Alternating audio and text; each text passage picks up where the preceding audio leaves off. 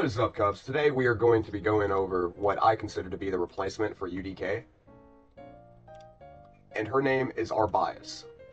Now, I'm sure everybody knows, but just in case you don't, a quick rundown of who UDK is, or the ultimate Deathknight. He has really good reviews, actually not as high reviews as I thought, but I still may be a little bit too high.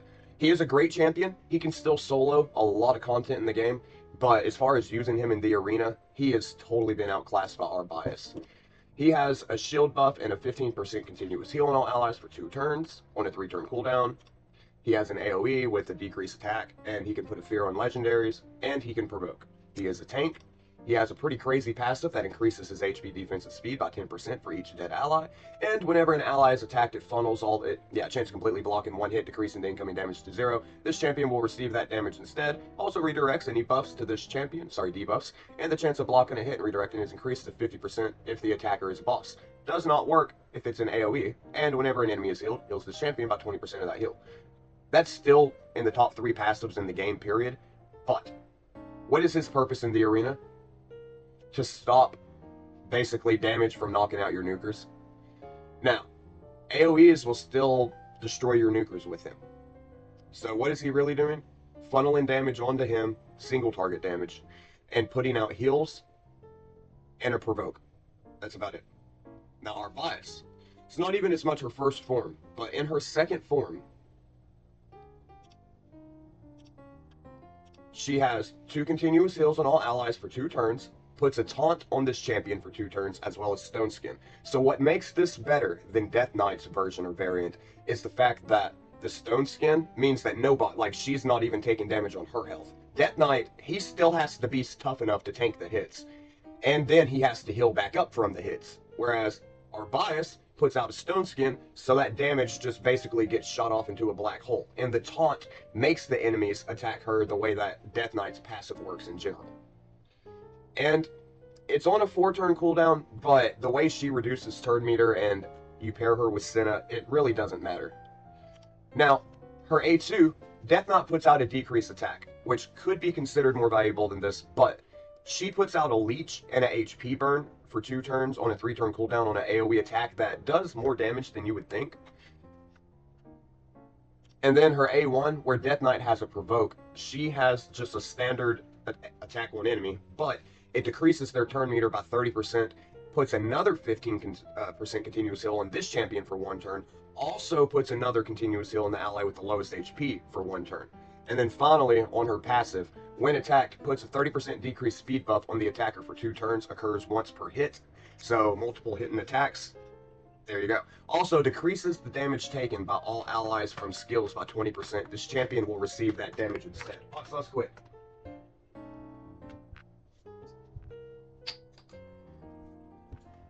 So that right there is a little Deathknight in itself. And what brings her everything all together and pops her up to another level is that speed aura, 25% speed aura. Her reviews, I agree wholeheartedly, she's one of the best arena champions in the game. And then a partner to pair her with, I would advise Senna. People have been sleeping on this girl, Senna Emberheart. She has one of the craziest mechanics for turn manipulation in the game, hands down. Whenever a continuous heal buff activates on any ally, fills the turn meter of all allies by 5%. At the end of this champion's turn, increase the duration of a continuous heal on a random ally by 1%. That doesn't really matter. What matters is the 5% turn meter fill per continuous heal. What that means is when our bias puts out 2 heals on everybody, plus a 3rd one from her A1, Senna puts out 2 continuous heals on everybody and fills the turn meter by 20% with a speed boost. You combine that, that's 4 if not 5 continuous heals going off on everybody every turn. So if you have 4 people on a team, 4 times 5 is 100. That means every single time somebody takes a turn, everybody on your team takes a turn.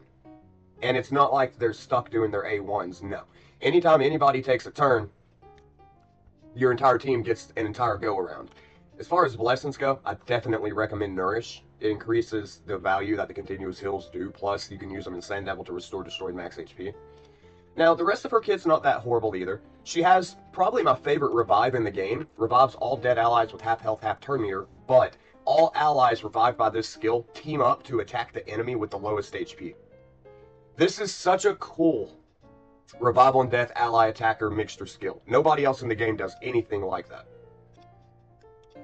Finally, her A1 has a 60% chance to activate a continuous heal on each ally, which gets that turn meter going even faster. She has a 19% speed aura. Let's show this in practice, what actually happens. Oh, we got a new event dungeon coming soon. Oh yeah? Go here on Spider.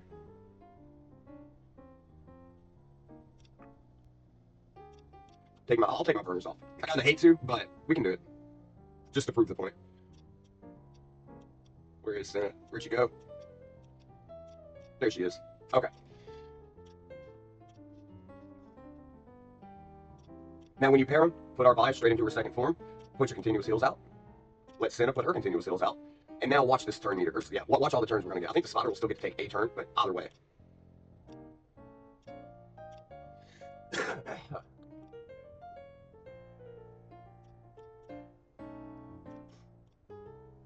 You see how our bias had about half turn meter before Senna attacked, now she's at full?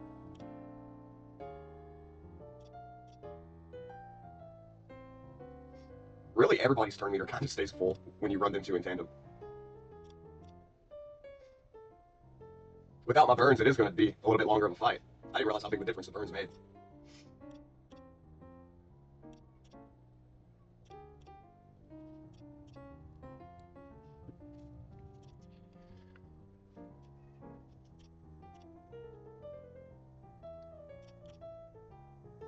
Now, while there may be burns out, you can see we're not really using a burn strategy, and their turn meter stayed full. Now, apply that same concept to Hydra, and that might be a way to get around the new Hydra nerfs. Like, straight up. Also, before I shut the video down, look at the Awakening starter gifts. I started a new free-to-play account about a week and a half ago, and I'm kind of shocked at how much they give new players. The catch-up in this game is way better than I thought it would be. I guess we can do a quick update on my free-to-play.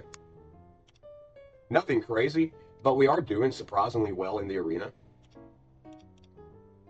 Basically, we're just focusing on speed and attack for Monkey. We're using Frostbringer mainly for her increased speed and increased attack on everybody, which Loki brings increased attack, but Frostbringer, she's not that bad of a champion. And depending on the affinity, I kind of swap her and War Maiden around. Yeah, we got first club member to complete October Champion Fusion. Congratulations, Rayo82, for being the first club member to complete Brugard Jebroham. This incredible achievement shows agility and skill. That's cool. DK Masterclass Siege. I'm so honored to be invited as a guest speaker for the Raid Supreme Club. As a renowned professor on all things Raid, I'm here to share my knowledge and help you out in whatever way I can. So for my inaugural masterclass, I'm going to tell you all my tips for taking on siege battles. These arrows aren't just for show, you know. Oh, this is just regular Deathknight. Fight smart. Target weak points in their defense. This one's a bit of a no-brainer, but you'll be surprised how easy it is to get carried away. Anyway, the tip is simple. Find the weakest link in the enemy's defense and take it out. You'll get victory medals regardless, opening up a few pathways deeper into the clan's fortress. Instead of bashing your head against heavily defended buildings can be a good idea. Don't waste your strongest champions early. You can only use each champion in 2 attack attempts per siege, so don't go firing on all cylinders if you don't need to. If you see weaker teams in your way, adjust your own strike, force the match, and save the best for last. Don't burn through attack scrolls too fast. You want to keep at least 1 attack scroll handy in case things don't go as planned. The whole clan may need it just to adjust their strategy to win the finale. Okay. And if you used all your attempts for that point, you'll just be twiddling your thumbs instead of helping. Well, that's funny.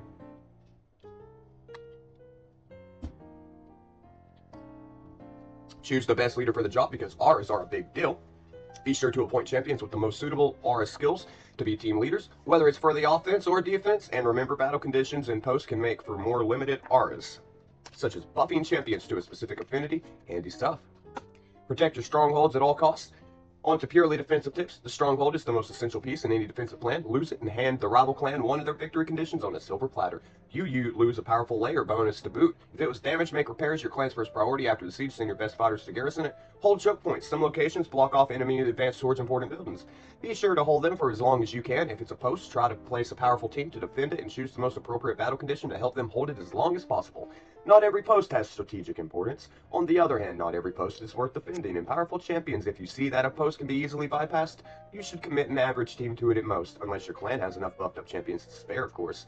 And finally, don't be a lone wolf. Coordinate with your buddies. Don't rush off to smash things at random. Chat with the clan and come up with the plan and follow it. I keep saying that teamwork makes the dream work, and it's true in siege battles as it is everywhere else. That's about everything I have to impart to you this time around. Remember, it's about brains rather than brawn, and I trust that you, my students, will win the day for your clans. See you next time. Yours truly, OG Deathknight.